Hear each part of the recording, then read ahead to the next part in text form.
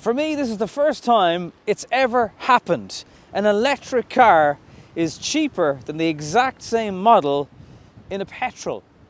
It's only 30 quid, but that's not the point.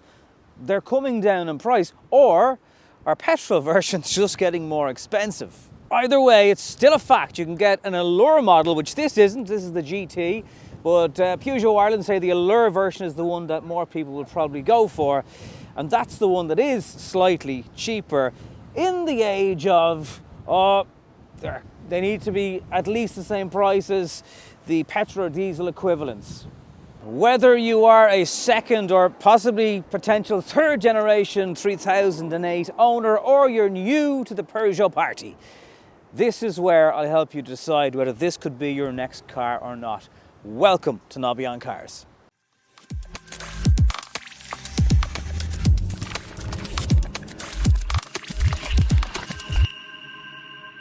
Also, please allow me to get my POV camera out to show you around the exterior of this brand new model. As always with GT versions of the car, you get the grille that matches whatever paint colour you have, and it does look smart, but is it smart enough to justify the extra price over the Allure trim, which I've mentioned, which is probably going to be the more popular option in Ireland for many reasons, including the price. These alloy wheels, I remember first noticing these when I looked at the launch car and how they are never symmetrical with the opposite wheel. So as you can see, when it's parked, they'll always look slightly different, which is okay. I mean, it's not enough to lose sleep over. We have a lovely sloped spoiler, a little bit of air quality here. One thing that is really handy is when you open the doors, all this part is covered, so if that's filthy and it's raining on the outside of the door, your trousers, tights, whatever, will not get ruined by that. For the rear of the car, the Tiger Claw on the rear lights, a much more kind of straight down angle on the boot of the car. Again, this GT version has a bit of silver on the strip down here, black on the lower part of the bumper, contrasting them with what's the Peugeot lettering across the back of the car. So particularly on the whiter colours, the brighter colours, there's a lot of contrast going on. But it is probably still unmistakably a 3008, although it has more of a coupe-esque roofline now more than ever. This is 10 centimetres longer than the previous version of the car. I'll show you what it's like in the rear area for leg room, but it's got a pretty decent boot for an EV. Boot space is actually 520 litres, and the battery is underneath here, so that's quite impressive. It's depth-wise, it's not the deepest. You do have this part of the floor that can be dropped down, but then you all have nowhere to store cables. So if you do want to store, you're going to have to compromise. In the rear of the car, it's possibly not as spacious as you think with that extra 10 centimetres, but it's no means really tight either. Let me show you around. First of all, there's plenty of knee space. There's good space for your feet. Also, even with those seats low down, you can still tuck them in. Moving around to the air vent area then, two of them not independently controlled with climate control. 12-volt charger is buried down here. A little bit more storage below. Nice recycled materials here, but they feel like a decent quality. Harsher plastics up here. Absolutely tons of headroom. Good couple of inches there for taller passengers. Rear window, because of that coupe design, is quite small and sloped at a severe angle. There's an armrest that has a decent right angle on it, and some drinks holders here. And this Alcantara material that again will be model specific feels really nice. There's lovely shapes and angles, and this floating screen up the front of the car. They all contribute to a nice premium feel. It's probably not as drastic a change because the last 3008 was such a step up in exterior design, interior design and layout. So you're not possibly going to be as wowed if you'd seen the outgoing 3008 model, but still it is impressive. This is the floating screen that I'm talking about. It is connected behind here, but you don't see that, so it gives the illusion that it's floating.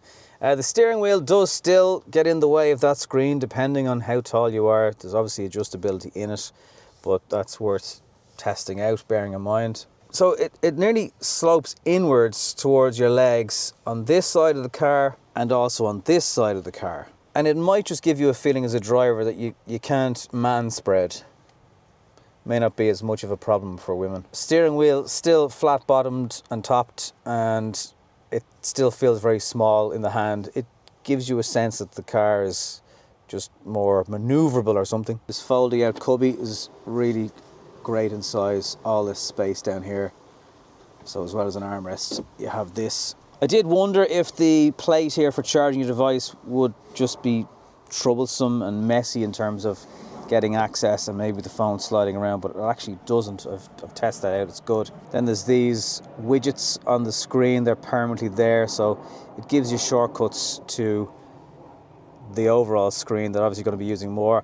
Things like the driver monitoring and speed sign recognition, tap that, turn off excessive speed warning, confirm, and that's off for this journey until you start again.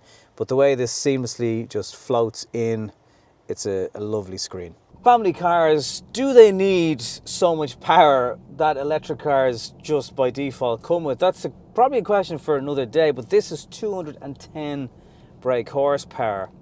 The larger brother or sister 5008 has got dual motor options and even larger batteries. There is a smaller battery available with this one should you wish, and that brings the price of the car down more, and it's still probably enough for your average family commute, the school run, the shops, all those things that happen all the time. If you do a lot of longer journeys, you might want to opt for this larger battery capacity, and it has plenty of performance in a straight line. I do think driving it, you're nicely cocooned in one sense, but there is a lot of things touching your legs as I'm just sitting in my kind of natural seating position and what I'm used to. And equally the way some of the design of the dashboard wraps around into the passenger area. I wouldn't say it feels claustrophobic, but it is on the small side. What has impressed me when it comes to fuel efficiency is 16.5 kilowatt hours per 100 kilometers. I am not a Miss Daisy type of driver, so one, that could probably be bettered, but knowing what I typically get in electric cars, that is a good figure. I think it's important as well to look at brands, not just Peugeot, and where they are. The voice command things. What kind of place are you looking for? Opening help menu for you. Cancel.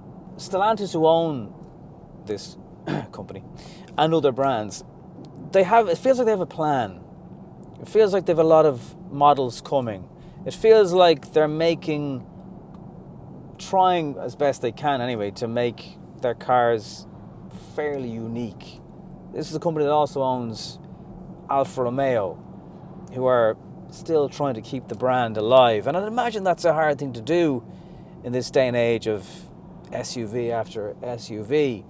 And while you could maybe look at the likes of Ford and say, right, what are they offering for me that might interest me, could work for me and my family, you're not scratching your head when it comes to this company, because they've so many models in the lineup.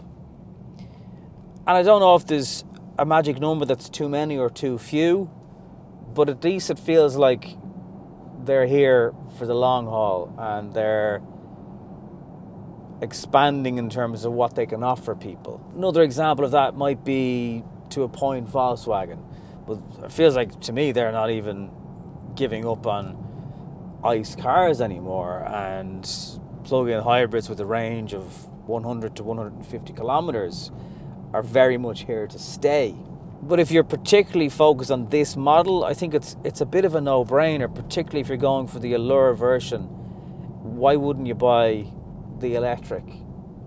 Particularly when you're just going to run it for so much less than fueling at a petrol pump. Back to the driving dynamics, it is quick, but it does feel heavy. The steering is quite light, and there is a good amount of body roll in the weight of the car when you're changing direction suddenly.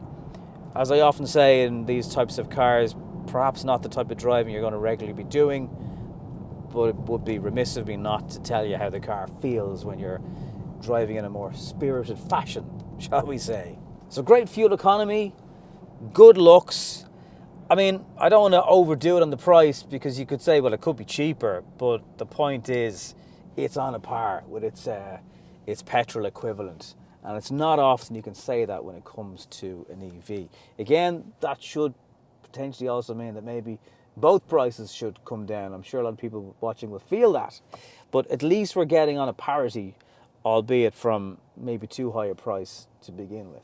160 kilowatt charging is the maximum charging DC speed in the car. Tests would seem to indicate the average of that is actually closer to 90 kilowatt for the charging curve, about 40 minutes to 80%. But I'd imagine as an e-car owner myself, you're just going to charge this thing at home once you have a driveway, and you're not going to be too reliant on public charging, which is quite a bit more expensive. Now, on the gasometer, this thing is hovering just under 500 kilometers. It is under 20 degrees, about mid-teens temperature-wise at the moment. So efficiency-wise, I've seen sort of 16 kilowatt hours per 100 kilometers, which is very, very good for an SUV car. Not before time though, because designs of these SUVs have had to get better to be more aerodynamic. But that seems to be transparent in the car at least. So you should, from this 70 plus kilowatt hour battery, certainly get 400 kilometers, maybe 450, maybe if you're really easy 500. But it's good to see, because it is a hard design of car to have in a kind of really slippy aero design. What I do think though, and I said at the start, is the interesting comparison on the price. Even if you wanted to get the GT version, that is a little bit more expensive. It's a little under €2,000. But again, of course, across the term of you owning the car of maybe 2 to 3 years versus petrol, you will save money on that. And it's much easier to judge this when the prices are so similar, particularly in this model. It doesn't happen that often just quite yet. And obviously the Allure version that I've mentioned, which is cheaper, albeit by 30 quid, but still cheaper. So let me know, would you go again now in 3008 if you've had one before, or would this now tempt you into it? Because the design seems to be getting a lot of heads turning. Let me know your thoughts, comments down below. Thanks for coming with me this far today in the video. You might consider liking and subscribing to the channel as well, and I'll talk to you on the next one.